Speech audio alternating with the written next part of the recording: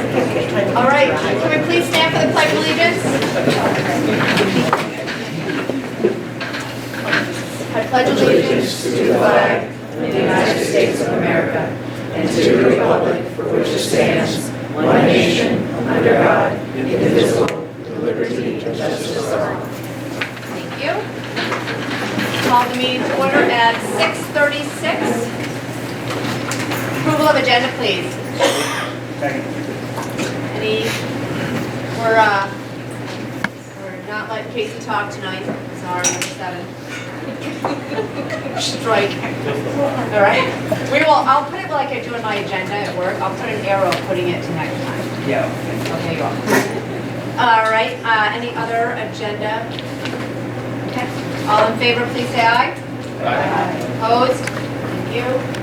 Approval of the minutes from December 10th, which seems like eons ago. I hope everybody had a lovely vacation, a lovely holiday with their family. But approval of minutes for December 10th, please. Second. Any corrections, updates? There was some sentence that didn't make sense, but I don't know what it is. All right. When you find it, tell Bonnie. Okay, it looks like it just ended. Okay, oh, it just ended. Okay, I'll get back to you. Okay. Anybody else, anything? Any extensions? Oh, All in favor, please say aye. Aye. Opposed? Abstentions? None. Okay. All right, public comment. Yeah, go ahead. My name is Stephanie Wilbur. I'm a property owner in Orwell. I started the ski program. This is going to be our 5th year at the Orwell Village School. It's a pretty amazing program. The opportunities that it's afforded our students are incredible. It's a program that previously to this year was offered from kindergarten through 8th grade. Everybody was able to participate. Everybody was encouraged to participate. There was no cost to any of the students for the program. Their first year, we came to the school board that was just Orwell at the time, and we asked to bring this amazing opportunity. It's 6 90-minute lessons up at Pico with rentals and a certified ski instructor. We were given permission if we were able to raise the money. I literally called every single person I've ever had contact with in my entire life and raised just under $12,000 in about a month. We were able to get the program off the board and running. It was incredible. The amount of student participation was pretty amazing, and the community just fell in love with our program. Our program is like no other program in the state. It's like no other program that Pico offers to other schools. We take the entire school skiing. This year we have a slight modification in that through the merger of the schools, our middle school students, 6th, 7th, and 8th grade are able to choose between all of the lifetime activities, our skiing program being one of them.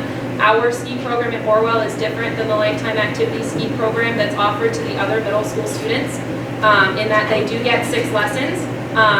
Pico had some staffing issues and they just didn't have enough instructors for our program, and so some of these very parents you see in this room stepped up, as well as about 15 other parents went through the hiring process, the but all the training programs, and they are all now Pico instructors, and we are able to keep all of our students skiing at this point. Otherwise, Pico was going to ask us to kindly bring 2 grades and that would be it. What makes our program really great is they start at kindergarten and they move right on up. So by the time they leave Orwell, they have the opportunity of skiing for 9 years. It's not enough to take a kid to a mountain for one day. It's a pretty intimidating place if you've never been there. However, it's an amazing culture. Our ski program teaches our students so much in that what do you do when you see somebody down on the mountain? How can you signal somebody that you need help on the mountain? You never ski alone. Lots of just life lessons that are pretty incredible, and the ski community is incredibly welcoming once you get up there and you are on the mountain. Our students kind of blend right in with everybody else. If anybody has ever been up to the mountain and seen our program, you know which students are from Orwell because they're all color-coded. There's a lot of them. This year we have 111 of them. We don't want to lose any of those cute little buggers, and it's a program that it's not just the school, it's not just the teachers, it's not just the board that grants us the money and the permission to do the program, but it is the entire community. We have people that take 6 days off of work. We have people that work for not work for no pay, but take less pay that week because they don't have enough vacation time to take time off to be a part of the ski program. It doesn't happen without the parent involvement that we have. It's absolutely incredible. We met with the people in the wonderful finance committee and shared some stories. We have a 12-year-old student that was diagnosed with cerebral palsy because of our ski program. We have some pretty neat things that are really amazing that go on there. And it's a lot of money for me and the other parents in Orwell to raise every year. I'm tired, I'm getting older, I have more children, life gets more demanding as everybody knows and understands that, and I knock on the same doors every single year, year after year, and they're nice, they don't slam them in my face, most people don't, and they give. And that's a lot of money for us to have to raise every year if the funding was cut for our program. It's something that kids have grown to love. Students that are not as successful in the classroom fly on the mountain. They soar, they excel, they are proud of themselves. We have teachers, the Booster Club pays for their lift tickets or rentals in order for them to ski with their students. It's an amazing connection that the teachers make with their students and the students make with their teachers when they see that the teacher's putting in the extra effort to really work with them on the mountain. I can't speak enough volumes to what this program means to the town. A lot of us were very scared when everybody said that big, bad, ugly words, Act 46, because we were worried about what we would possibly lose. We were told time and time and time again, we have no reason to cut your ski program. We don't want to cut your ski program. The point of merging is not to cut. I'm very grateful that the board allowed us this year to have funding for our ski program. Grateful. I cannot tell you enough. And the 111 students that I'm going to take to Pico on Friday are beyond grateful. Every single kid from that school that sees me in town throughout the year, when are we going skiing? Is it time to go skiing yet? We have one student in our lower wing that is not going to be skiing. Out of 95 students, we have one first grader that is choosing not to ski. That's pretty incredible, and we have athletes to couch potatoes, from gamers to everything. We cross the board and we bring everybody onto one level playing field. We get them outside, we get them moving, we get them proud of themselves. Right now, we have community members that have stepped up to be their ski instructors. We have dads. Look at all the dads we have in this room. Like, that's kind of an amazing thing. Look at all the moms that we have in this room. And it's such a part of our town and of our community, and for it not to be funded anymore 2 years into the merger is devastating. Please reconsider. What can we do so that the funding doesn't get cut for this program? Thank you. Anybody else? I'll second that. I was specifically told a year ago before the March elections that the ski program was not on the cutting board, and here we are. It feels quite like a way of cutting something that actually attracts people to the town. It's a program that's incredibly unique. Like Stephanie said, it doesn't exist elsewhere. And here we are, when I read the innovation project, I hear all this talk about how to attract students, how to separate ourselves off, how to make ourselves into something that's a unique and powerful education experience. And yet the first chance of axing the program, it's looking like it's going to get axed. That doesn't make any sense to me. I don't see why that would be. If it's a matter of trying to equitably give skiing lessons to all the kids in the entire district, let's figure out how to do it. Life skills offered last year, if I understand correctly, do you guys know what the participation rate was of the middle schoolers? That they had to pay for it, if I understand it correctly. I don't think it was very high. There was less than 17 students signed up for the program. So equitably, it's not the same program, and then the opportunity presents itself as not the same opportunity. So like I said, here we have a program that is it's a feature. It has been written up nationally in publications. And we're going to cut it. Makes no sense. Makes no sense at all. That's my comment on this. I think there's other people here that probably want to comment, but I'd like to come back and comment on offer comments once that issue has been addressed fully, so that we can reserve that. Anybody else? Yeah. Go ahead. I'm Sarah Tetzlaff, and I'm a resident of Orwell, and I served on the Orwell Middle School Board with Glenn, Peter, and some other folks for about 10 years. I know I appreciate the work that you do as members every day, teaching teachers, principals, central office staff. Thank you for all that you do. I know your job is to set a budget, be frugal as possible with a $60 million bond that you're being asked to pass. I'm in complete support of it. I think it's fantastic. This program is pennies. It's pennies. The first time we had our ski program, we had over 60 students that had never been up onto a mountain before. And again, as we shared with the finance committee before this meeting, just talk to the kids. Just talk to the kids and ask them, what has this done for you? How has this impacted your life or changed your life? Because when now these freshmen and sophomores that are here at the high school, when I shared with them today that this is up for discussion, it looks like the school board's going to cut this, they were floored. They were floored. And they said, well, what can we do? And I said, well, we're going to go to the meeting first, and let's see if they'll listen to us and then they'll reconsider. So I just ask that, I know you have a very tough job, you have a lot of money that needs to go towards the future projects, and you're asking for a bond to pass, which I'm absolutely in support of. I'm asking you, please reconsider this for our kids. Thank you. For those of us that weren't very happy with the merger, that didn't want it to begin with, something like this is a big blow. I'm an Orwell resident. I have a daughter that goes to school that absolutely enjoys skiing. And without this program, there's no way that I could afford to send her skiing. And I'm sure I'm not alone. There's a lot of us that are dairy farmers, that are ex-dairy farmers, who just don't have the money to come up to, send our kids to skiing. And with this program, all the students have that opportunity. And it's not just skiing, it's snowboarding, and the Booster Club does a lot for the town.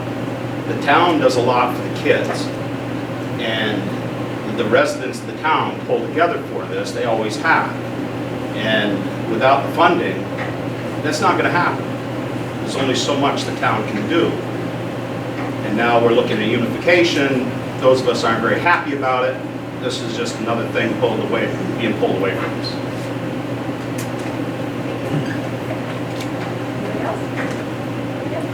My name is Regina Sharon, and I have a slightly different perspective. All of this is absolutely true. I don't have a student in the school anymore, but I'm an educator. And if we're looking as educators, the point of school is to educate our children, to create well-rounded adults that can then go on and function in society. And when we talk about that, we want to talk about interesting ways that capture kids' attention that's not just stand and lecture.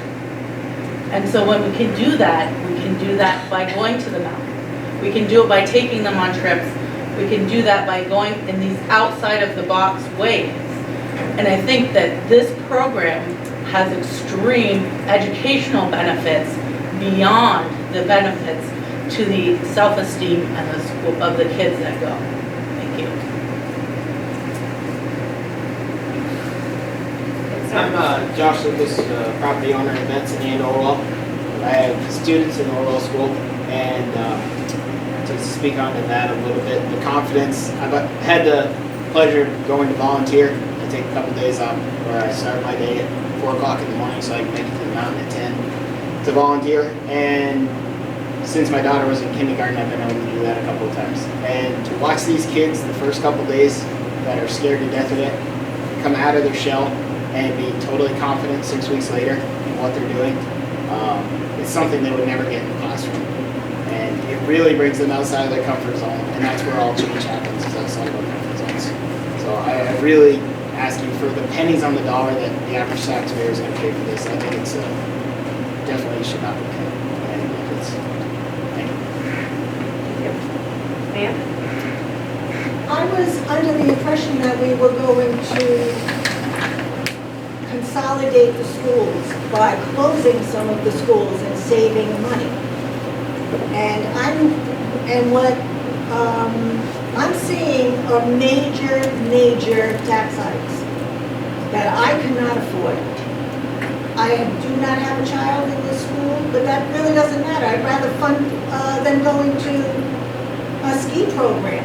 But how about doing what was promised to us, and that was saving taxpayers' money before talking about expenses of up to $346 a year in tax hikes?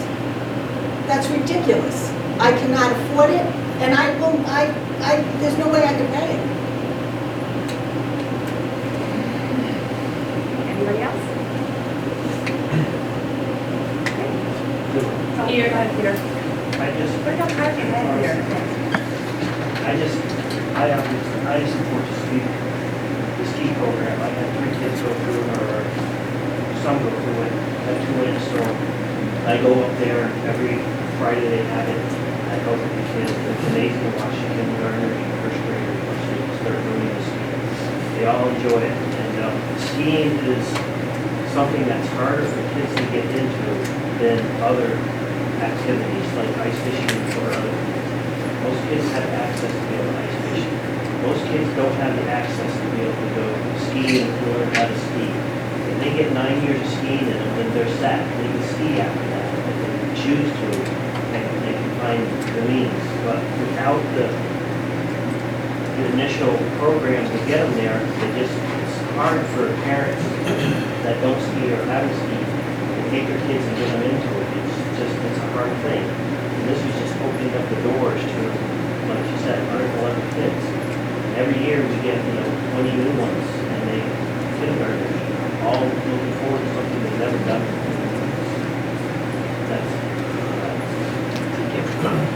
I'm just curious if there's a board or a central office response to what we heard, and is what they're saying accurate, and what's been cuts, for that, part of the finance piece, I'm not sure if 100% accurate. Is there a response to these comments? Yeah, I mean, when we made our budget, we talked about looking at what's happening in all the schools, and we said they can still do it, we just won't pump them. So we didn't cut the program.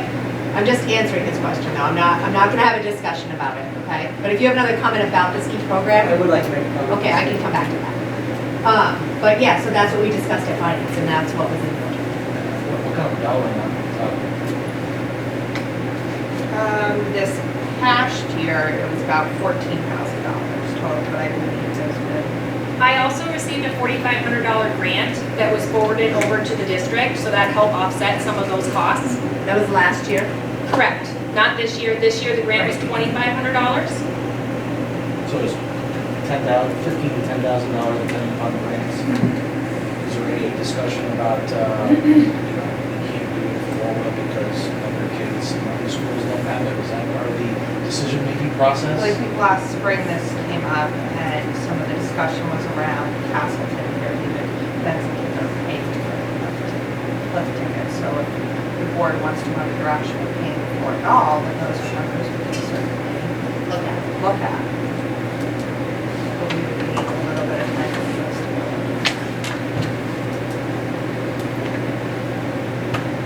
So Josh. I think we should look at that.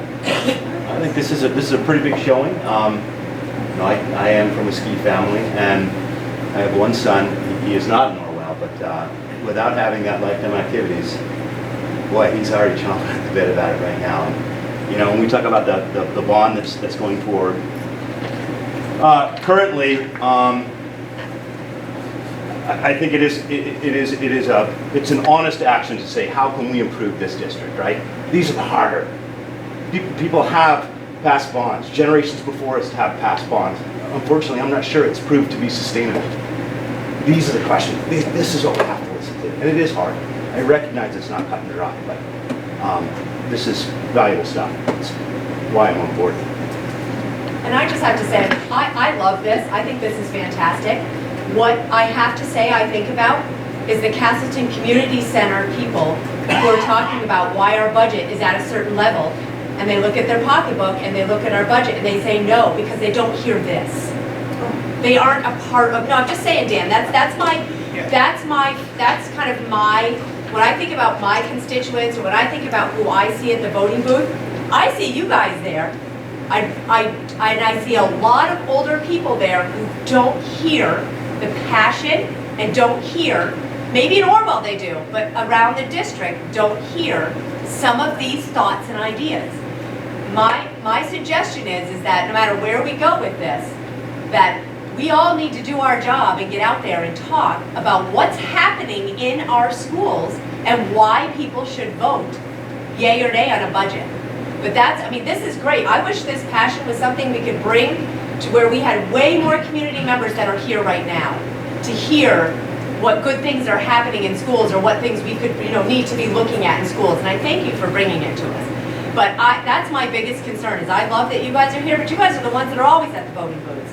And it's the people who don't, or the people who don't listen or don't watch PEG TV to hear and see some of the conversations that we have. So I will take a little bit more about the ski program, you guys, but I think we've heard enough, and I think you have some, I think you agree the board has heard you. So I'll take a couple more about ski, but then we can maybe move on to any other public comment. Sir? Just that the ski program is definitely wonderful. It certainly boosts a child's self-esteem in terms of building confidence, which translates to all life skills, and that's pretty apparent. But in terms of creating like a progressive model that establishes equity all throughout the school district, we have I think there's some of the children in our school that aren't able to play basketball because they no longer have a basketball team. They can't play soccer because they don't have a soccer team. I'm not certain of any other examples, but I'm sure are there any others. So I think we're trying to establish a fair system for everybody. That should be taken into account as well. That the exchange for our kids not being able to play these sports, certainly, you get to do a ski program, and that should be part of the ongoing conversation as we're trying to develop a model to educate all the kids that are either in the population centers or away from them. So whether it's a popular topic in terms of taxes or not, it's just a fair conversation, I think, in terms of structuring everything so that everybody gets a quality education and is able to participate in the things scholastically and athletically that build confidence and just set them up well to live a well-rounded life. And in terms of the trying to maybe retain population in our state, well, why not have a couple of unique examples in our state that maybe spread into other areas that, hey, maybe makes a few kids say, I'd really like to raise my kids in Vermont. Before we move on to another comment, can we make sure everybody signed in? Because as we're taking notes, we need to put names to comments. So there is a sign-in sheet floating around, so if you did not sign in, please, somebody's pointing at it, please sign in, we'd appreciate it. I have a question first and then a comment. Yeah. Just so I heard you, and again, Sarah Tetzlaff, Orwell.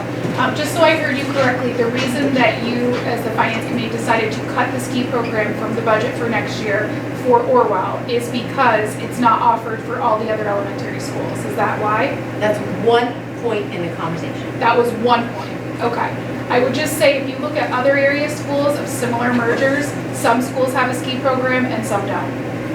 Similar makeup as Slate Valley. So I would just urge you to look at neighboring towns which have similar makeup, and I can give you examples if you want later time.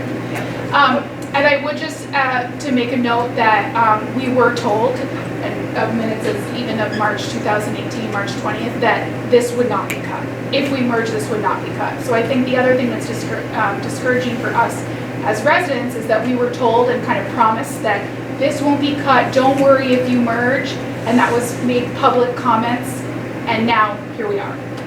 Thank you. All right, last one on ski. How can we honestly get this back into the budget? We have to allow us to talk about it at the Finance Committee. Perfect. I also mentioned at the Finance Committee, which, and I didn't catch your name, I'm very sorry. Josh. I love the idea. I don't know how anybody pulls it off, sending kids to 10,000 different locations with all these lifetime activities, but kudos for trying to do that. That's impressive. When you're looking at if it's possible to fund this program for next year, please, please, please, I beg of you, take the cost out of lifetime activities. It puts haves against have-nots. It's not fair. This is public education. These are activities that are occurring during a regular school day, and it's not fair. It's just not fair. And I know that you guys are pinching pennies and finding money anywhere you possibly can, but please don't ask kids for money to participate in an activity that happens during the school day, even if it's not for our school. So any other public comment on any other issue other than skiing? I got a question. Oh, you got a question? How much funding are you looking for next year? So next year, I'm looking for the same amount of money. The Booster Club, our nonprofit through Orwell, is willing to put up that extra $30, that $3,600 that we are paying this year for the program to continue because the cost went up this year. We are shouldering that burden this year. We would like to do that again next year. It looks like the program would come in rough numbers, based off of 120 students for $14,100, please. Thank you. Can I just say one thing? Yeah. Quickly. No, it's okay, so be clear, it's got to go back to finance. Correct. Okay. The other thing is, just remember that, someday or somehow, think about if you were Castleton or Fairhaven and you had a program that you funded from before the merger, how you would feel if it was taken away from you because of some great programs. But what's going to happen if one of the towns wants something later on down the road, they come up with something, a group of parents or the Booster Club or whatever says, this would be nice to do. Maybe we can fund it for our towns. I know we're supposed to be merged, we're supposed to be one thing, but we're still individual towns, we're still different towns or different ones. And that's just, I'm sorry, it's part of life. So one other thing, would we raise hands of who supports the ski program and funding it? I think it's pretty obvious. I don't think that's fair to put people on the spot. But we'll talk about it in finance. Yeah, we'll talk about it in finance. I could talk a lot about it, but I think it's a waste of time. And finance is open to all, it's an open meeting. So anybody can attend. You might not be a voting member, but only the people on the committee, but anybody can attend and bring their opinion to the committee. That's fine. When is your next meeting? Right after this, we recessed. And we will be back at it right after this. So depending on time, that meeting, after this meeting, we are back in our finance meeting because we did not have time to finish. Dan? So I wanted to address the comment that you made about the enthusiasm and passion and how that can be related to the other communities and when you're not participating in the meeting. Because it's difficult to come to the meetings. Thankfully, for the people who live in Castleton and Fairhaven, those meetings tend to be 5 to 10 minutes away. But for folks in Orwell, it's a 20-minute drive. And so it becomes a little bit more at the end of the night, an issue of, oh God, I really want to do this.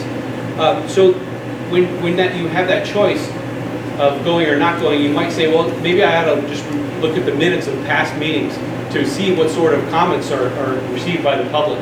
And I came on November 25th here when it was in Castleton, and I gave probably about 10 minutes of comments. And then I submitted my comments for the record. And then when I looked at the minutes, my comments were hardly addressed properly in the minutes. And so if you were sitting at home reading those minutes and saying, what sort of opinions did people in the general public have about the Innovation Committee, you'd never get a sense that I had come to that meeting and presented comments opposed to that. Never. And so to hear you say that people can't to complain about and It actually wasn't try about to cut them off. attendance, Sorry. Dan. I'm I wasn't sorry. complaining about people attending, just so you know. No, but you were cutting off debate about this, okay? You were cutting off debate about what we came here with our passion and our drive to talk about the program.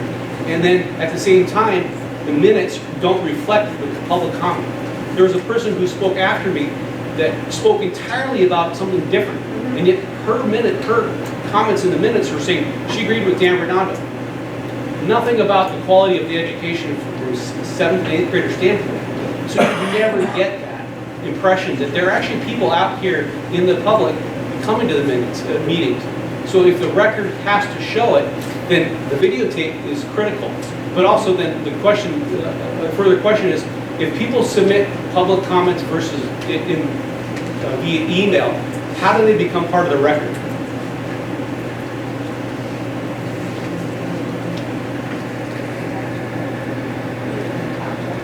And I attached your, Is that a- I attached your form that night, so. Is that a public record? Yeah. So should those be attached to the minutes? If it was, if it's not posted, then I'll have to go back and look at Because that. if you, personally, I find it a really good thing to have some sort of maybe all those, any emails received or comments like that I submitted in writing, scanned and available for the public to read as a PDF. So yours were not attached from that night? No, we can see that. You know, those, those questions or comments contain some just questions about where do I find data? I haven't seen any answers to that.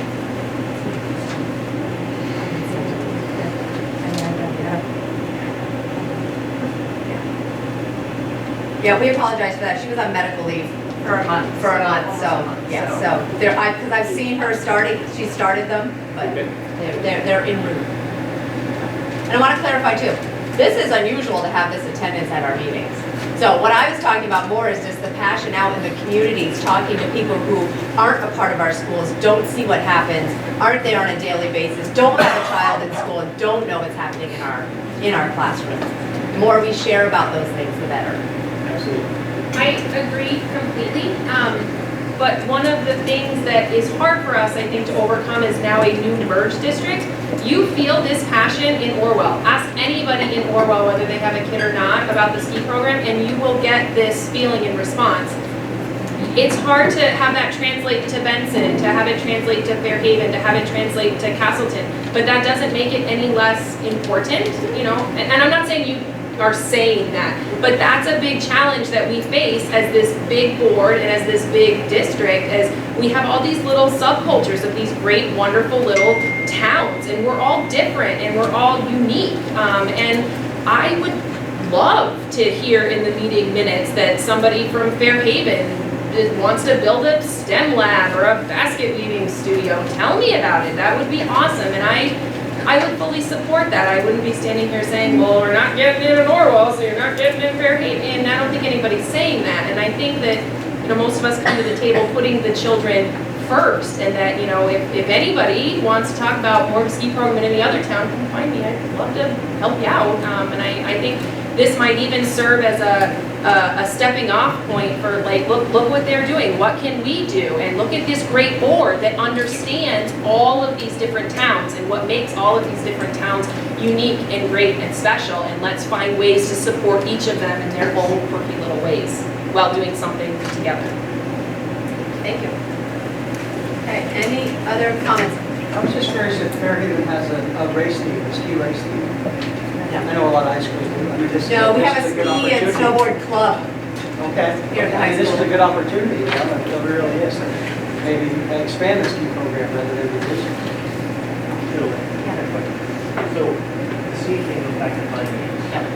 So finance says no, the rest of the board doesn't have a choice to say. We bring a recommendation, it's always a recommendation that comes out of committee. So it would be at the next board meeting when you vote on the budget. Right. But last year we got this, we had to vote on the budget, but we never even had the budget to look at. Well, you will tonight. I mean, we were gonna start talking about it. Yeah. Thank you. Correspondence, any? No. Committee reports, finance. We have none. We haven't finished. We haven't finished yet. Well, Not at it later, but we do have the warrant. do you wanna go over? Warrants, and we do have tuition that we need to vote on too. Tuition was in your, oh, it's in there already. That's not part of Let's make the motion. No, but don't you want to talk about everyone else?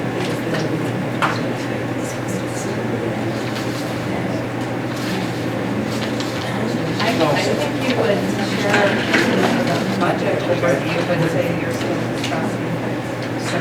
So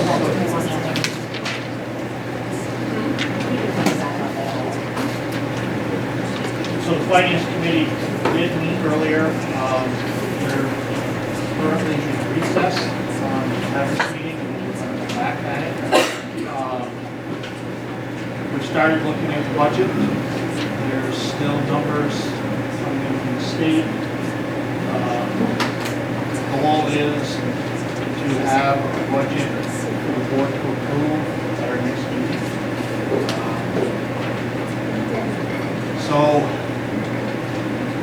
as we're going on, a couple things kind of key to the budget. We've got another double-digit health insurance increase this year, which is going to be a major thing. Interest on the bond will not be in this year's budget. We discussed because we won't have a bond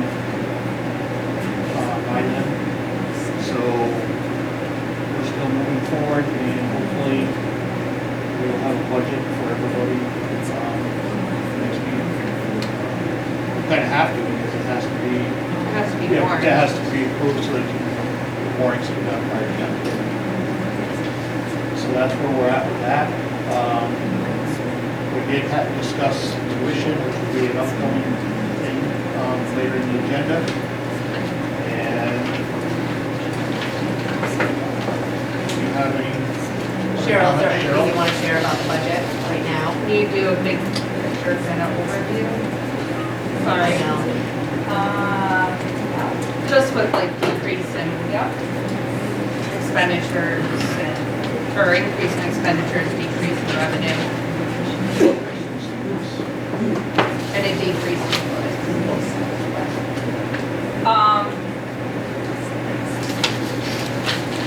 in here, this is draft 2 of the budget that we started looking at. So at the moment, local revenues are down about $38,000. We're still discussing some of those revenue items down because of less tuition and the grant for Orwell that the district is, that Orwell's no longer eligible for. So that no longer comes to the district. So the only grant is the one that was previously the grant that Benson's. Revenue expenditures are up about $33,500. So with revenues down, 38,000 and expenditures up 33,000. That's about a $71,000 change overall on a $26 million budget. Because we worked hard at trying to, as best we could, keep the budget as level as we possibly could, because we know that we have a decrease of 3% in equalized pupils. So we already know that will become a factor when we start looking at tax rates, the decrease in equalized pupils.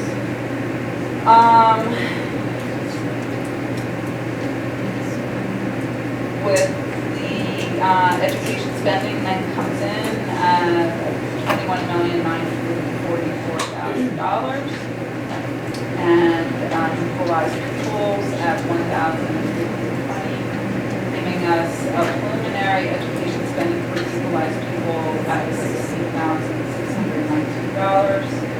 The Commissioner of Education in the letter to the legislature in terms of recommendations on setting the yield noted that it's estimated that the statewide average education spending per equalized pupil for the state for FY21 will be about they're estimating it at about $17,132. So Slate Valley is still coming in underneath that. Then we talked about how more than 50% of taxpayers in in our towns pay based on income. They pay their taxes based on income. It ranges from a low in Benson, 64.25% of taxpayers pay based on income, to a high in Hubbardton. Actually Orwell, 76.26% of taxpayers in Orwell pay based on income or some combination and value of their property. Common level of appraisal will be a factor, and that will also have an impact on what the tax rate is for each town. Some of the common levels of appraisal have dropped, and when the common level of appraisal drops, that increases the tax rate. So while we may be working very hard to try to keep things level, when you start looking at the other factors that contribute, become part of the formula in determining the tax rate, despite how hard we're working and trying to do that, there will still be increases in tax rates. Yeah, Tim. One of the arguments that we all make in trying to generate support for the bond is that, we're going to be helping to pay or subsidizing bigger states, infrastructure projects, bonds, etc.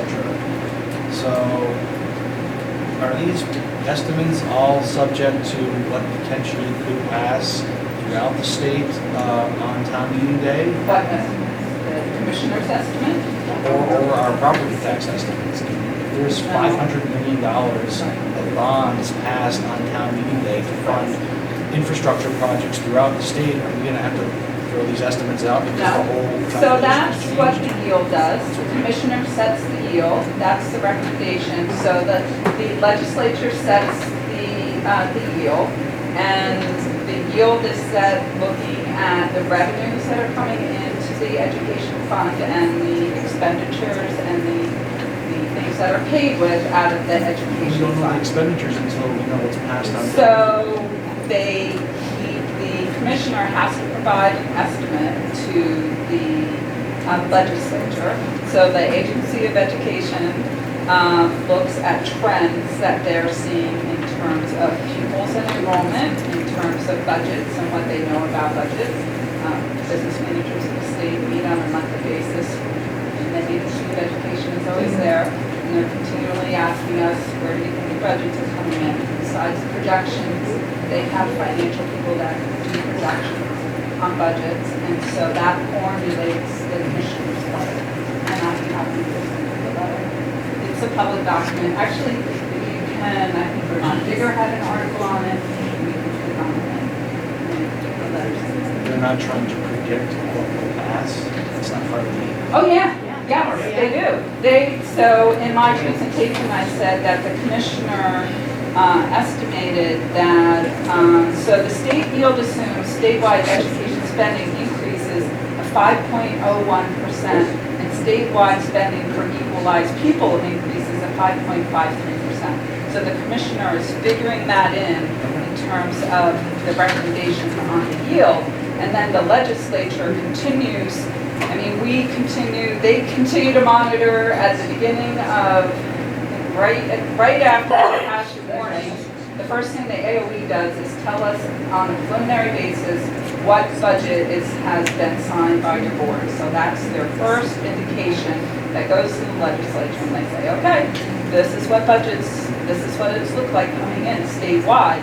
And then the legislature starts to formulate their decision about how to set the yield. And that's why it changes from what the commissioner recommends to what the legislature finally does, because the legislature is getting all that information from us all through February and March. They look at budgets that pass. They're not setting the yield. The legislature until April, May. The yield is $1. The yield is $1. 10,800. Yes. That seems low. It's higher than last year. It's higher than last year, but it doesn't seem like it seems like the gap between the average spending per equalized people for our district and that yield is growing. Well, it's the yield. It's not the not the amount of money, because money comes into the education from sources other than taxpayers.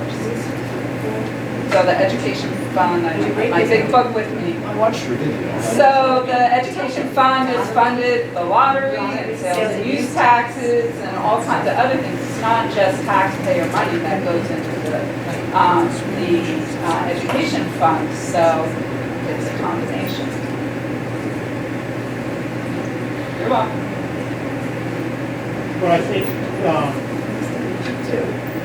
that's been a question all along. If the legislature doesn't set, we can go to town meeting projecting where our tax rate's going to be. If the legislature lowers the yield, the tax rate's going to go up. And that's one of the arguments that the governor made a couple of years ago when he wanted school budgets voted on after the legislature had set the yield. It caused quite an uproar. So until either they mandate the legislature set the yield or town meeting, or you change the date, you're just going at this with your best guess and hope that you land somewhere close to it. There's a lot of financial modeling that goes on at the state level, so absolutely. I just know you spend a lot of time coming up with these estimates. I know, and they're Is it estimates. time well spent because things can completely change? Well, because you all want to know what the impact of the budget is on tax rates, and the only way for me to get there is to do this, but knowing that there are components of those estimates that are not yet finalized. So, I mean, I looked at where I was giving you estimates for last year, what the towns ended up being, and I was pretty close. So I'm feeling, it's getting easier now that we're merged. It's a little bit more predictable for me in terms of working those things out, but I'm close. Any other questions? And I guess the only other thing from the finance committee is basic bills. So I make a motion that we pay the payroll, total payments in the amount of $1,704,247.90. Second. Any questions? All in favor, please say aye. Aye. Opposed? And I make a motion to pay the food service in the amount of $70,996.05. Second. Questions? All in favor, please say aye. Aye. All right, on to, go And ahead. grants for the amount of $75,345.09. Questions? All in favor, please say aye. Aye. Opposed? Thank you. All right. That's on here after I do project graduation.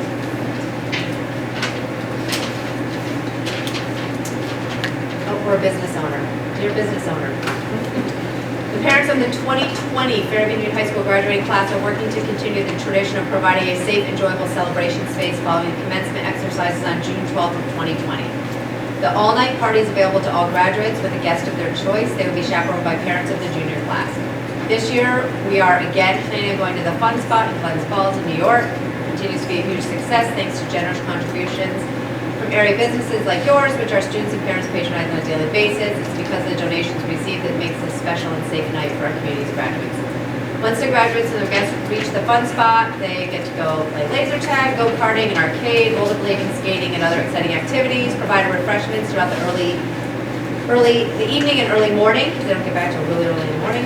Once the graduates return to the high school, they have an early morning breakfast and prize giveaways. Please consider making a monetary contribution to this worthwhile cause. So they are looking for the school board to make a donation to fund project graduation. This is not a school sponsor, just so you know. This is solely put on by parents of the graduating class. Will we support it, did you say, the amount that we did last year? second that. which is. I will have to look it up. I feel like because I feel like in the past, the high school did like 500 and each of the schools did 100, so it would be like $1,000. But I want to look that up. It would have been funded by the state. Yeah, but Orwell was separate, so I think the total it might have been 1,000, but we'll look that up. I'm assuming you just want to include all the What are schools. the cumulative download numbers? Okay. At that Pretty same- sure all of them. Yeah, I think so. I think all the smaller schools were. Okay. All right. Do I have a second? Oh, do I have a second? Yeah. Peter did, thank you. Discussion, yes? I have a discussion, there was some controversy around this last year. Is there any way to know if that is going to continue to be an issue? My understanding is there's no gun raffle this year, if that's what you're talking about. Yeah. That was the discussion. That's my understanding, yes. Because, I can double check, but I'm pretty positive. There is none. we just did. Yep. I have a question. Jason, since we have a principal in attendance, thank you for being here. Just curious, approximately, what percentage of graduates participate, attend the Fun Spot? Almost all of them, I dare say. Last year, I think we had, well, there was the other controversy, if you remember from last year, is that our graduation was on Thursday, and typically the seniors like to invite juniors to go. They had class the next day, they had exams. But it's a big, I don't know it offhand, Okay, but a big portion of the class will go. Yeah. It's very well attended. Yeah. I mean, we sent two busloads Yep. of kids. Thank you. I was there at 4:30 when we came back this morning. I should say that. Yeah, they,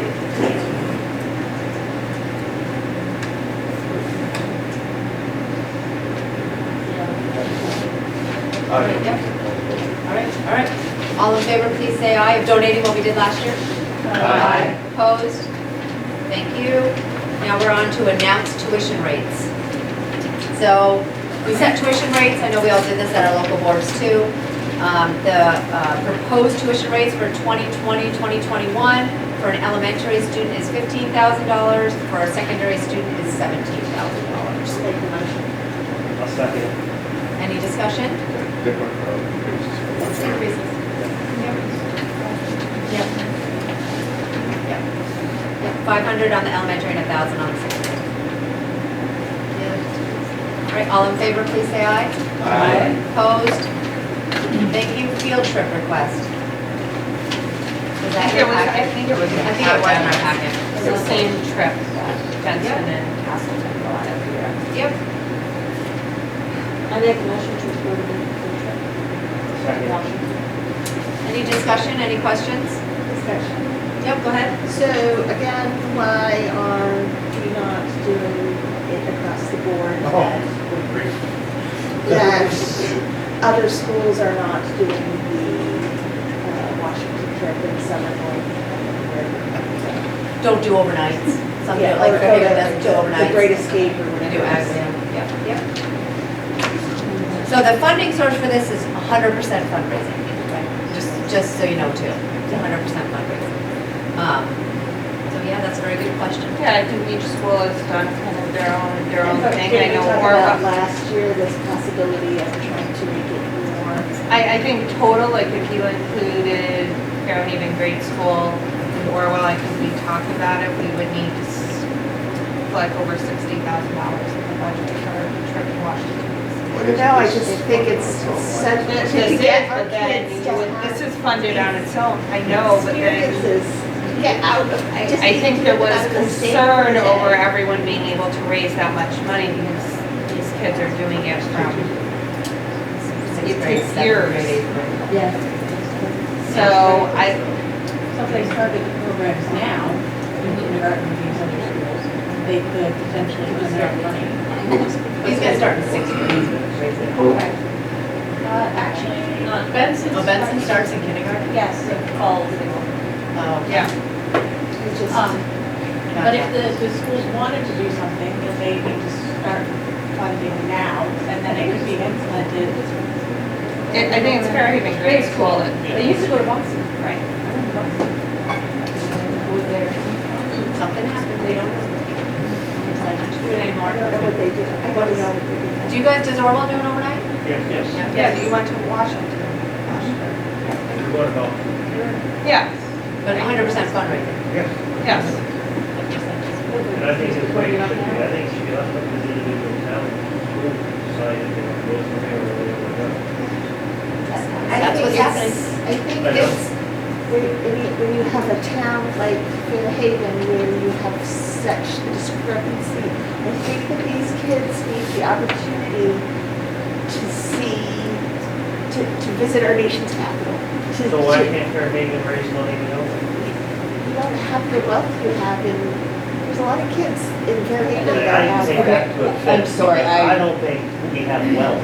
I don't think you have wealth Okay. either, I'm from I don't know but I what think you said. have a really high No, level I think of. Fairhaven is capable of Every raising town money. has, but I have to say, Fairhaven has a higher rate of free and reduced lunch kids than other towns and a higher rate of kids. I'm not from here, I'm from West Haven, but I'm saying in that town, So my kids went, to Washington when, my kids are now in their 30s. So they went to Washington, it's been a tradition for Benson kids to go to Washington for many, many years. We started fundraising, I don't know exactly when I taught there, we started fundraising usually about the third grade, I'd say. So maybe it's earlier now. The amount of money, like these passionate Orwellians are talking about, okay, the amount of effort that goes into that fundraising project. And I don't know personally right now because I haven't been in the thick of it with 4 kids who did this and I was a teacher in like 2 years and had to pay my way. It was a huge financial undertaking for a town that size. And, the biggest Benson's ever been was probably a population of about 135 when I was teaching there, 25 years ago. So I really have to say that with forethought, you can certainly do it. It takes a whole lot, and it is the big event of Benson, is what they do. Catherine's been doing it I for think 35 years as but I well. think That's we the need first to class. get Fairhaven on track. I think it Oh, I'm needs to not be disagreeing. something that even if, Some Fairhaven parents need to get together and start doing But it. it's a That's Fairhaven basically what concern, happens. not a board Yeah. Parents, Yeah. yeah. I'm not disagreeing with you, Angela, but just like these, I didn't really speak up, but I have to say, we had a ski program once, long ago in Benson as well, and it was too expensive. We couldn't fund it. It's really costly to do this sometimes, so. Fairhaven people have to get together and support the greater school and raise money to do it. That's what happened. They had problems one year with the students that went down. Right. And the administration Yep. didn't want to face those problems anymore. Nobody stood up from the community and said that, well, we're gonna, be more supportive of that, maybe be more active in that. And that's what happened. They changed their mind, they go on a day trip to Boston. how do parents They don't even do that anymore. go do they go to their principal? Yeah. Go to the principal. But they used to have a boosters group or something like that that you could. All right, so are we gonna, let's decide if we're gonna approve this. I'm gonna call the vote. All in favor, please say aye. Aye. Opposed? Thank you. All right. All right, so we have 2 resignations tonight. The first one is from Jeff Walker, who is a teacher in Benson, I believe. Says, I'm writing to formally give you my notice. I will not be returning to Slate Valley at the end of the next school year, resigning at the end of the current contract. This is not a letter I'm happy to write. I've worked in 4 school districts in 3 states, and this district is by far the most progressive and innovative I have encountered. Amy Roy has been hands down the best principal I've ever worked for due to her unwavering support of students and staff, and leadership of this district is second to none. The teaching staff I've had the privilege of working with are extremely dedicated and supportive and consistently act in the best interest of students in mind. Last year, my wife completed her master's degree. She found a new job in New Hampshire, and he will be joining her over there at the end of the school year. It is with great sadness that I'm submitting this letter and leaving, as I know I will be hard-pressed to find another district to work for, which is as supportive of innovation and best practices in student learning as Slate Valley. Thank you for giving me the opportunity these past 2 years to work with such a tremendous group of educators, and I wish you all the best personally and professionally. Sincerely, Jeff Walker. Motion to approve? So moved. Any discussion? All in favor, please say aye. Aye. Opposed? Right. So the next one is from Mr. Rasko. Would you like to read it, or would you like me to? All right. This letter is to inform the board, my colleagues in Slate Valley community, that I am officially resigning from my position as FHUHS principal at the conclusion of the 2019-2020 school year. Since returning to Vermont in the summer of 2011, I've enjoyed working in and for this wonderful community, but the time and the circumstances are right for me to step aside. Prior to our winter break, I communicated to a few individuals that I was considering and had intentions to resign. I sought and respected their advice and guidance on the matter. Leaders never make siloed decisions. Over the holidays, my decision to resign was reaffirmed, and I can say with earnestness that my leaving is the right decision for the right reasons at the right time. Right, yes, but not without sadness. For the better part of the past 9 years, the students, the staff, and the community members here have been my second family. Our work is meaningfully personal, and I will miss all of the people within Slater Nation. We never are not a Slater Nation, just so you know. I hope in some way it will be leaving at least a little bit behind in it compared to the amount which I am taking away from it. Thank you for allowing me to be part of this great community. Sincerely, Jason. So, motion to approve. So moved with regrets. Thank you. Comments? Thank you, Mr. Rasko. Thank you, Mr. Rasko. We appreciate it.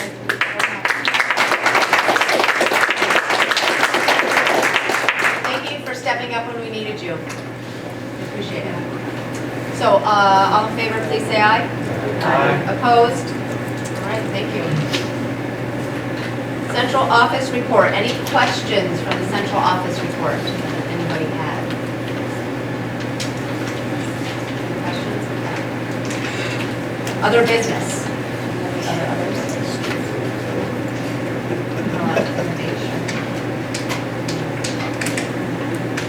Oh, yeah. Okay, so under other business, did everybody receive the email from Brooke? Yes. Okay.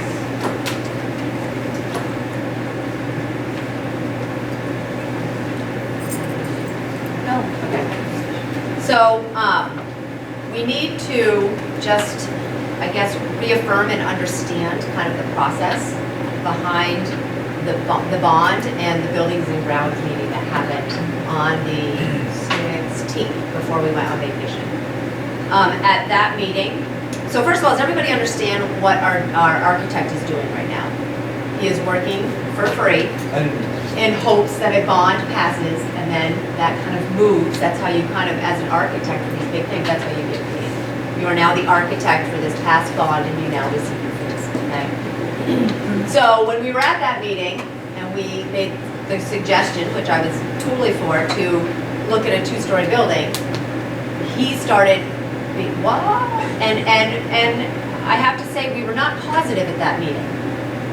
We were all talking about things that we heard in the community that weren't positive about the passing of the bond. And here he is standing there working for free. And he's thinking to himself, why am I standing here doing this if this is how everybody's feeling? So after that meeting and then talking with Brooke, we just felt like we needed to be honest with you guys, that we're having these conversations behind the scenes about like why are we coming to meetings and like hammering the negativity behind the bond that we're hearing in the community instead of talking about what we want, we voted to move forward on this as a group. Yet it wasn't feeling that way at that meeting. So that's where this kind of email came from. And understanding that we're passing the idea of a middle school. We're not passing an exact design. We aren't there yet. You don't do that work until you pass the bond. So looking at a 2-story building is fantastic, but I believe at this point we just need to wait and know that we are passing the idea of middle school, not particularly a particular structure. Does that make sense, everybody? So he's not going to put together that. And there won't be a huge cost difference. There's not enough time if you want to go have the vote in March. If you want to push the vote out, you can certainly do that. There's not enough time to do it between now and March. The other piece is there's not a huge cost savings with that. You might save like $250,000. So, I mean, if you're doing it for that reason, I think it was the preservation fee. So this was one. Yeah. Right, but my understanding, and I apologize for not being at that meeting, I was on medical leave, but you voted to move forward with the turf field, so, right? I think we voted to get some quotes. Okay. And he's gonna come back with quotes on the addition and stuff also.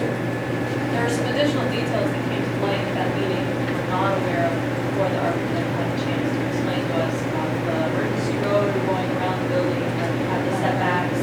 That was new information at that.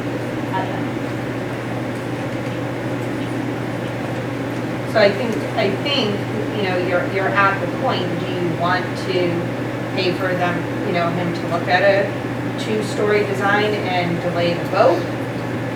Or do you want to move forward as is? I think. Correct me if I'm wrong, but didn't we just say it's okay to pursue that after the fact? Yes, So- yes. Yes. So we should Okay. move on and pursue. We Yes. tweak, Continue those we discussions. tweak a lot of that stuff after, Yes. Correct. along with the turf field. Right. That- Well, that- you will have estimates back on the 20th. So we have building and grounds meeting on the 21st. That was supposed to be before the board meeting where you approve the warning for the bond and the budget. However, I think you're going to want to have a building. My recommendation would be you have the building and grounds meeting on the 21st and move the full board meeting to the 27th so that if you have feedback in that building and grounds meeting, the adjustments can be made. Otherwise, I mean, the adjustments aren't going to be able to be made at the same time. So that, you know, so rescheduling the board meeting from the 21st to the 27th, that would be my recommendation. So we're not going to get the estimate back on that to the 20th of January. So you're not, you know, if you give feedback at that building and grounds meeting, there's no time to make the changes for the one. Why do we care about the estimate? Just be saying. Well, my well, turf field is something, if you're not gonna move forward with, I wouldn't include it in the cost of the bond. That's a big cost that you wouldn't need to include. If it's something that's $200,000, yes, you could tweak that, but, you know, like, there's some things that I think we need to make some decisions. But To really kind of narrow down the bond price. I don't know, Chris, do you have anything? No, I mean, we won't have numbers, I've got numbers back in the elevator at the grade school. Should have numbers hopefully by the end of the week on Orwell. And then the biggest project in the high school, he's hoping to have that by the 20th.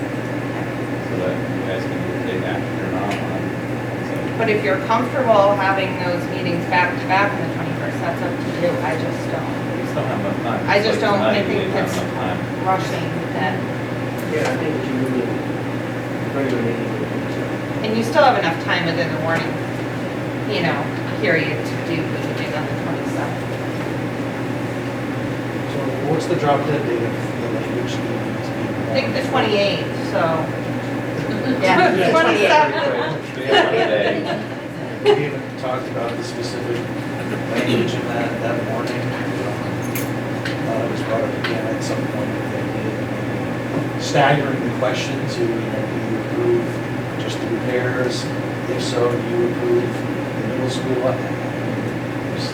The board's gonna make a motion to change Yeah, building and anything, grounds so- says, they're up one morning. They talked about that, maybe we've all come back with one morning. I mean, the only separation we'll be able to see probably is the elevator project in the grade school, Orwell project, and the high school project. But it'll still be one more. Correct, correct. But that's about as far as I think you're Why are gonna go. those things separate? No, no, that's And the not getting question. estimated. And the estimate. But if you wanted to tear like the middle school out of the high school project, it would not be able to do that. It's being estimated as one project. I mean, you would have to delay the vote. Had voted to put it out there, it's just one vote on the whole project. I mean, we had discussed voting on those items separately, which are correct.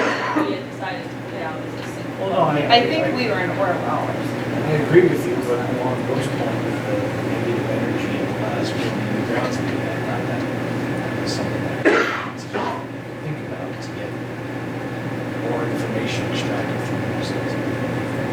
I think we had actually talked about if it did not pass, then we were going to look at the possibility of a survey or something like that to try to make a determination as to why. And how to reword it so it does pass.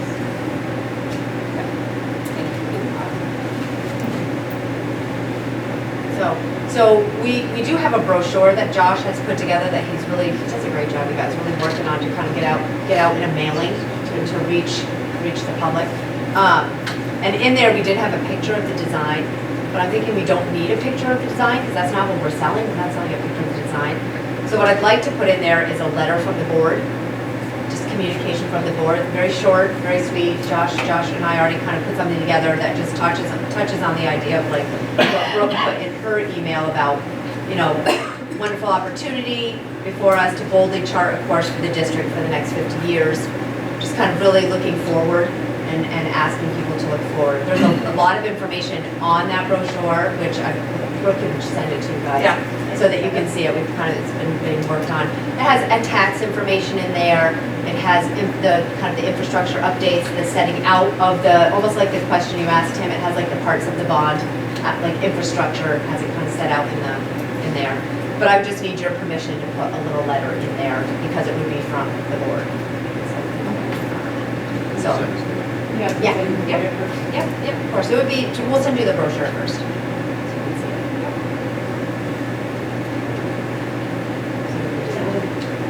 It's okay to send them with somebody objects, right? Correct.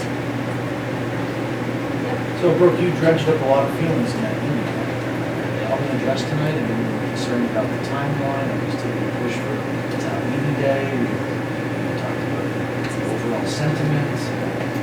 Well, I mean, Sufficiently discussed and answered all these concerns. I mean, if you guys are comfortable with the timeline, you understand, the perspective of the architect and, those pieces around the two-story, you understand even if it's a $60 million bond, if we only need $56 million for the project, then that's all you need to take. You're not required to take the full $60 million.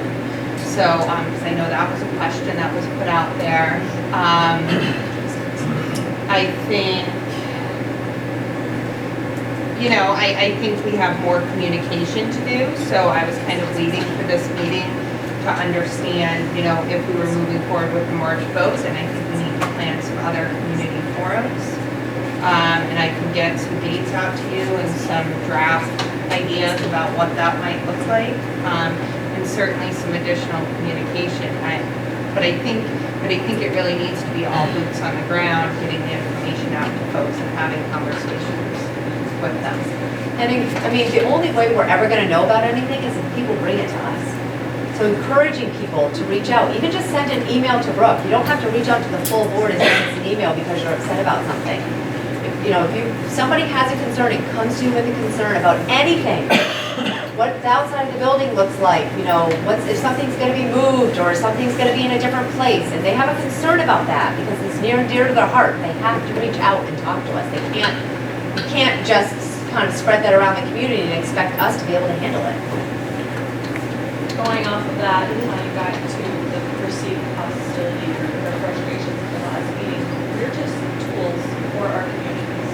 We're not speaking necessarily for ourselves, we're speaking for those constituents that are speaking through us. And bringing those concerns to those meetings, that's our job to do that. So when those come out in a manner that perhaps questions something that we're doing what we're supposed to do, you've got a little bit of a conflict between those two statements. Don't be so hostile, bring all the community concerns. If the community concerns are questioning, then that's what we bring. Well, it wasn't particularly hostile, it was not positive, and it wasn't, and it did read a little rough. I didn't get that same sense of it. But I can understand the architect at this point of view. Right. But that's the cost of doing business. It's not the first time he's been out there trying to put forward a bond and not have it go through and not get paid for hours. So I don't feel sorry for the architect. I'll just say, Julie, I support moving ahead as originally intentioned with a vote on the town meeting. We've got to go forward and just see what happens. We're going to have extraordinary turnout this March because of the presidential primary. We're going to have a lot of people voting to participate in the process. I think we gotta go forward, and then just, all these little details that we want to iron out, we can do that after the fact. I'm all for town meeting day. You said you don't want to, I think at some point before town meeting, before the vote, that we're going to have some sort of drawing for somebody to see. Maybe people are going to want to see what they're painting. Oh, yeah, so we can keep the drawing, right? That's fine. But you're, no, I mean. But it's a concept. Right, it's a concept. Yes, I know, Yes, that's what I'm saying, yes, we're gonna have to put yes, something out there yes. for people to look at. Yes, At some point. yeah. So you want the concept in the brochure, is that what you're No, saying? not or with the not? brochure. Okay. Just say you have a public meeting at one of the Yeah, schools. yeah. You should have something for somebody, for Absolutely. people to look Yes. at, because otherwise you're not Yes. making sense. Yes. Yep. No, I agree. That's all. It's just we can't really change it at this point. That's fine. What we No, have. I know that, I'm not worried about changing. Yeah. Oh. No, but if Yeah. it's presented as a potential concept, I would Yeah. think that's Yep. no harm. Yeah, we had those lovely posters from the last. Yeah. Yep. Yeah, I think with some of those posters, you could, whether they go to town clerk's offices or go to the schools and the towns, so people can go in and look at those, once, as you're getting closer to town meeting. What about giving them more concerts? There's gonna be a lot of people that are in the schools who have concerts, like say, Most of those happen, at least in some schools. I mean, it used to be that, we should have it present at the Slate Valley budget meeting, information meeting. Yeah, well, the Slate Valley information meeting will also have to be a bond hearing as well, so, we're gonna have two things going on now. Well, it's a hearing, it's like an It's an informational informational meeting meeting for on the the bond. You have to have a separate. Julie, I took one of those posters and brought it down to the shop, my shop. A lot of comments. A lot of people picked it up, looked at it. I mean, Yeah. Yeah, visuals are great. so, I don't know if in Orwell, you'd want to take one up to Orwell store. People look at it for a minute. They also gave me a sheet, well, they handed them out, but those sheets that tells you what the three different aspects was, and how much it would cost. Yeah, and I know Rebecca's taken things to different locations, so is Julie. So if you need copies of things, let myself or Chelsea or Josh know, and we'll make sure that you get those if there's places that you think would be great to have. We had like 2 or 3, 4 drawings in some schools, we really need to take more of the drawings than We did narrow it We down. did narrow it down. We did narrow it down, but like one of them has 4 different options. The outside. I know we picked one. Well, we can work on that, but I know we just. One of them on one page. One of them Not all is in the four. bid document. Yeah. Number We can go over it on our 21st meeting, we can make sure we have which one we want. Yes. I'm still hung up about the bleachers too. Let's talk about that soon. You gotta have bleachers in all of them, at least 2 rows. 3, that's a small big. 3, okay.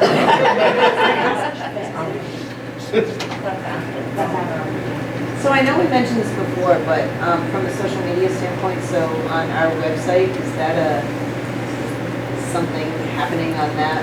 And I'm sorry, I am not on any social media, so I'm the worst person. to ask, but- I mean, there's pieces on the innovation project, is it something that's posted regularly? I'd have to go. I mean, I'm there just are thinking that- pieces on it on our Facebook, Yeah, yes. I'm just thinking at this point in time, you're thinking you're out a couple of months, right? Well, Yeah. 3 months maybe, Yeah. whatever it is. But that's, from what I understand, and again, I am not the person to ask about social media, but having kind of multiple little things that people are looking at that are, like maybe a question that you had tonight and then an answer, a couple of responses to that question, and kind of peppering it that way really leads people to, be more enthusiastic about the project, no matter what way they think of it, they become more, passionate about this project. Right. Do we have a communication? I thought we had. We do. We do, right? Yeah, that's what I thought. Yeah. I'm sorry. Sometimes I forget what Yeah, meeting Josh. I'm at, I apologize, but, yeah, that's who Josh is. Yeah. Thank you. Yeah. Yeah. Yeah. Have like it on the front page, so you. Yep, we can talk to Josh about that, yep. Yeah, that's a good For idea. sure. Yep, thank you, Pat. Any other ideas or thoughts? All right, we're moving forward. All right. Yes, one It's more. along the same lines of this consolidation project but on a smaller scale. And it was talked about, we had the finance committee and it's shuffling some events and students around. I think we should speak about that some more. It's why it didn't come to the full board, I don't know. Perhaps it was timing or what, I don't know. But it's a bigger decision than just finance, as of dealing with student education. And in a sense, it is consolidation, but perhaps on a smaller scale, with a positive effect on the budget. So if we're not necessarily pushing that forward, it's somewhat difficult, at least having a very frank discussion amongst all of us, to push that forward. It's somewhat difficult to go forward and say we need a bigger consolidation project and there's a big dollar sign attached to it. I think that Benson members of the community let their voice be heard, and they I've been every morning, it was discussed, and it was discussed as a finance recommendation that we not move forward. Right, gotcha, gotcha. And it didn't go further than that. Gotcha. So we didn't vote on it. And- Right. It never came And that I far. understand you had mentioned that, according to parents, we had parent meetings, and it was felt, and it was in alignment with what was originally surveyed district-wide, that it was roughly 50-50 that said, yes, we would be in favor, and some that would not. For middle school parents, but when the survey was put out to K-8, it was much different. Wasn't that? I'll go back and look. My point being, I think it's worth a bigger discussion, or a more in-depth discussion, looking at aspects outside of the financial aspect of The it. financial aspect is if we're losing one teacher, which is Right. tonight. So potentially they could only cut one more teacher. One more teacher. Because we still need the math teacher. So we're only saving one teacher, and then you need to spend money then on the busser. So I think it was agreed that we were going to hold off to see how the bond vote goes. And then if the bond vote does not pass, then look at it as a money-saving option. But to leave the whole unification, merger, however you want to say, 7th and 8th, leave it to after the bond vote. And then it's more of a community thing, which we're already discussing with Orwell, feeling like they're not part of the community, that they're having things taken away from them. That's how Benson is feeling if you're trying to make this. I think that's a broad statement to say that's how Benson's feeling. I really would like to chime into this conversation, but I'm very torn to not. And I think that you might not want to classify the entire sentiment under those factors.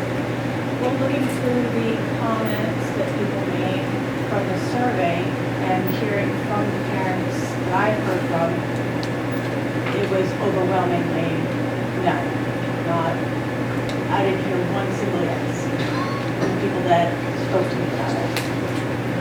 When I asked at the last meeting about how education was being delivered to these students, there wasn't a very direct answer. It was said, well, it's being delivered differently, and no one went so far as to say it's being delivered equally or equitably. But then again, now we're dropping one teacher, so I would have to think that these students that are remaining in Benson are now also receiving education, one less teacher. So that changes the equation as well. So again, this is not just a finance question. This is a bigger, broader question that I think we need to look at. And maybe the timing is not right. I'm not arguing it is or isn't, but it's just worthy of a discussion. That's my point. I guess the place to go and have the discussion would be with the principal to find out where, if they're interested in all of the test scores, where they're falling. But overall, the parents are very happy with the education that their children are getting, that there are very many progressive, as Jeff Walker said, progressive ideas being implemented at Benson. And So there's 12 students between 6, 7, and 8. So, ratio-wise, it's not. Teach some other classes in our school with 6 students. would have been nice to get them in there. Because it was definitely something that was kind of brought in on the side and pushed out the other side. It was never fully vetted and discussed at the board level. That's a pretty big decision. This is shut it. It's once again, the school with the kids out. My opinion. But I also agree that it's better to maintain the status quo, it's a bond until the end of the school year, revisit it, and see what happens.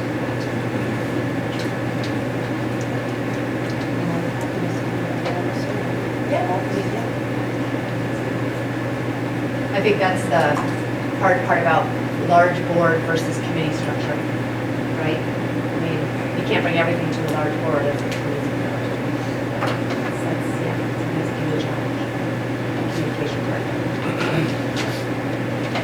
Yes? Thank you, I know, for allowing me to just make a comment. I would love to see a student at your board meetings. I don't know if that's something that you would entertain down the road. I will tell you that, talk to any of these kids about this innovation project in middle school and they are fired up. If you want to get this sold, talk to these kids. Like they're excited about it? They're so excited and they are jealous that our little ones are going to have this opportunity. And so the freshman and sophomore that I've talked to, they're like, you were talking to Minor, you are so lucky. Do you know how amazing this is going to be? I mean, it is nothing but positive coming from these kids. That they see that it's a need, they're ready for a bigger school with more kids, exposure to different things. I would love to see a student here at the table and just, if you want this to go through, talk to the kids. And come, I mean, I think a lot of, I am so happy and excited about this opportunity for our kids.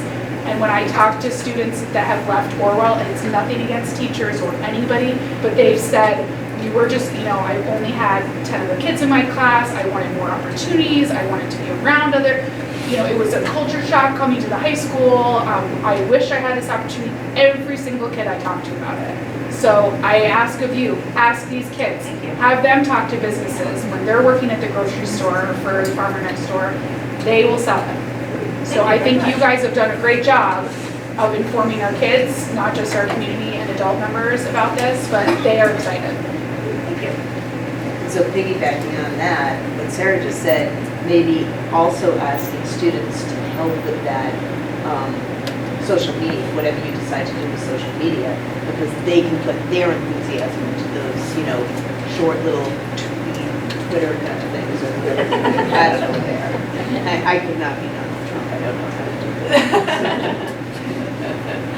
Thank you. Yes. I shouldn't tie it back into the ski program, but you get the students excited and look what happens. Yeah. Thank you. All right. All right, we were in other business. Mike, do you want to talk about it more? You feeling okay? No, except for the small, like the small. Maybe. Any others? All right, executive session. Yep, so we do need an executive session with just for. So motion please for personnel. So moved. Second. I have some names. She lives move. Tara. All right, so executive session with board please.